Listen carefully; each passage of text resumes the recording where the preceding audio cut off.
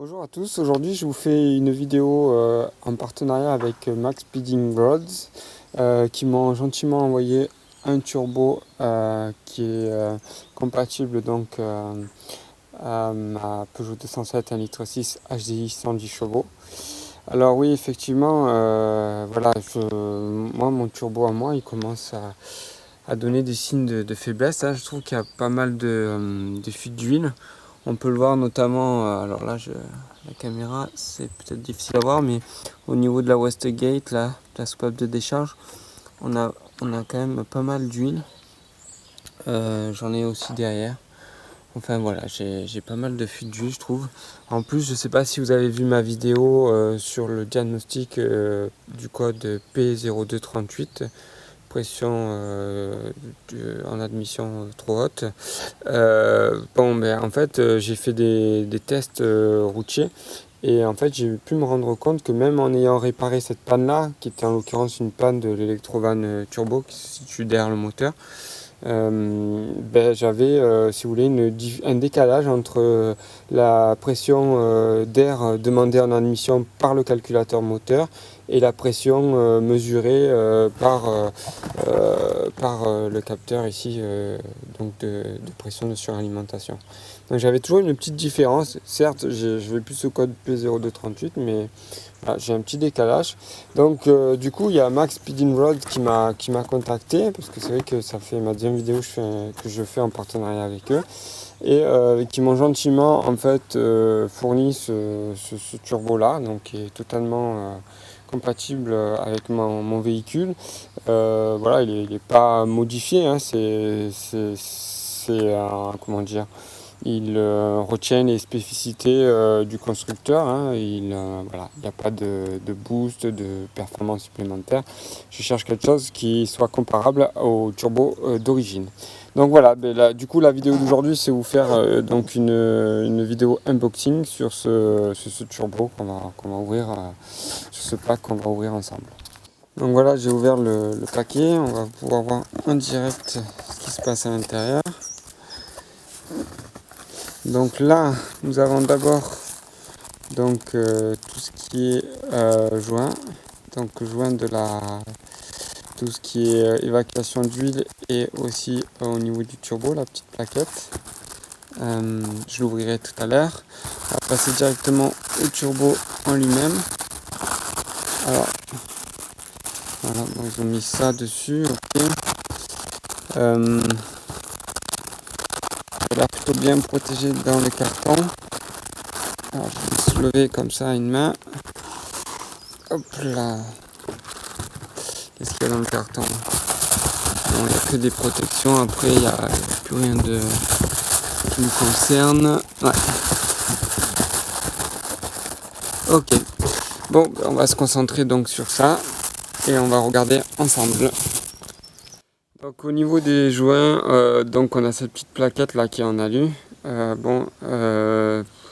va faire le job, mais je trouve qu'elle est un peu mince par rapport à l'original. On le verra lorsqu'on démontera, lorsque je ferai une autre vidéo pour démonter le turbo d'origine. Bon, là c'est le fameux joint que je vous disais sur l'évacuation d'huile, et ça doit être l'arrivée d'huile. Généralement, si je ne me trompe pas, c'est ça. Généralement, ils sont en cuivre, ceux-là.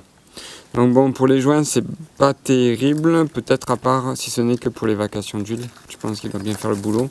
Et celui-là en alu aussi, mais il me semble qu'il est assez fin quand même. Je vous le cache pas. Bon, allez, on va passer à ce qui nous intéresse le plus, c'est-à-dire le turbo en lui-même. Alors, voilà. Alors, on déballe ça comme ça. Qu'est-ce qu'on voit? On voit que... Alors, vous voyez, on va faire comme ça plutôt. Ou plutôt comme ça. Donc déjà, on voit qu'il y a beaucoup de marques. Alors, je sais pas si vous voyez là, des marques en vert.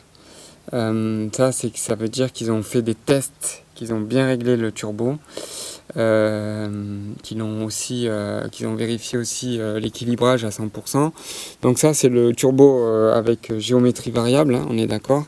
C'est-à-dire en gros la géométrie variable elle se passe ici, ce qui signifie que ce turbo est compatible uniquement pour les modèles en 110 chevaux. Ah oui. Non, là, ça... Vous voyez, là, je bouge la géométrie variable. Je trouve que enfin, ça va, c'est plutôt correct. Je trouve que ma géométrie variable, par exemple, du turbo là que j'ai actuellement, qui est d'origine, elle est pas grippée, hein, d'accord, mais elle est beaucoup plus difficile à bouger. Ici, bon, on sent que, enfin, pour le coup, on sent que c'est vraiment un turbo neuf. Donc, il n'y a pas de souci. Alors, pareil, hein, regardez, je vous montre là, vous avez des marques vertes qui prouvent qu'ils ont bien fait les réglages, etc. Donc, c'est quand même un gage de sérieux. Donc, on a la partie échappement qui est, elle, en fonte, ici. Hop là, je vais essayer de prendre du recul, c'est pas évident. J'ai pas l'habitude de faire des photos d'unboxing, c'est d'ailleurs ma première. En fonte ici. Donc bon, voilà, il est assez lourd, hein, ça a l'air costaud. Et donc la partie ici en acier, un alliage en acier. Alors là, on a la turbine, la fameuse turbine qui est ici. Bon, il n'y a pas de jeu, bien entendu. Ça serait dommage, hein, parce que pour un turbo neuf, voilà, il y a la turbine. Qu'est-ce que je peux vous dire d'autre? Là, ça correspond, enfin, il me semble de qualité. Alors, oui, c'est un roulement à billes qu'il y a là-dessus. Je me suis renseigné, c'est bien un roulement à billes, comme celui d'origine.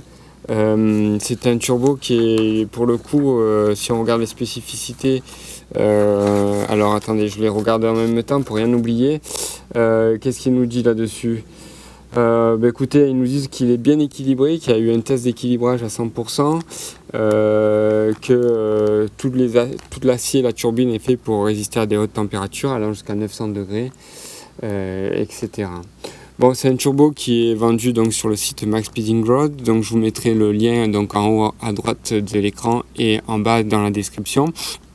C'est un turbo qui est actuellement vendu 390 € à peu près, mais sachez que si vous utilisez le code promo Galinette qui s'affiche à l'écran, vous aurez au moins 15%.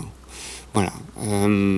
Écoutez, là je vais pas m'étaler non plus là-dessus parce que ce qui serait intéressant en fait c'est que je le monte. Alors j'ai pas prévu de le monter de suite parce que j'ai pas mal de choses à faire sur ma voiture, notamment tout ce qui est amortisseur, installation audio, parce que j'ai prévu aussi d'installer le kit JBL avec l'ampli, les enceintes, etc.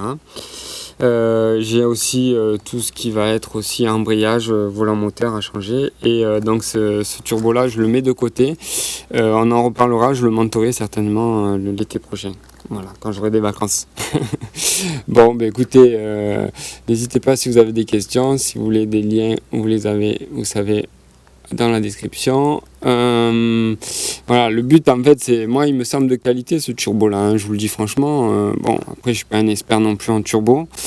Vous savez, hein, je me vante pas non plus d'être un expert, loin de là. J'ai commencé, enfin, je suis toujours un amateur, mais bon. Quoi qu'il en soit, ce serait intéressant de le monter parce que déjà je vais voir si j'ai toujours cette différence entre la consigne et la pression mesurée en admission. Voilà, j'aurais déjà une idée. Après, le but c'est bien entendu de vous faire un retour donc, sur le montage d'un turbo, mais également sur la longévité de cette pièce-là. Parce que je ne doute pas une seconde qu'elle marche très bien, qu'elle est bien équilibrée, mais on va voir sur la durée, sur les années, si c'est stable. Voilà, s'il n'y a pas de vibration, s'il y a bien, s'il n'y a pas de défaut qui remonte, si la pression d'air est correcte. Voilà, écoutez, je vous en dis pas plus sur ce turbo-là. N'hésitez pas à commenter si vous en avez besoin. Et je vous remercie et je vous dis à bientôt. Au revoir.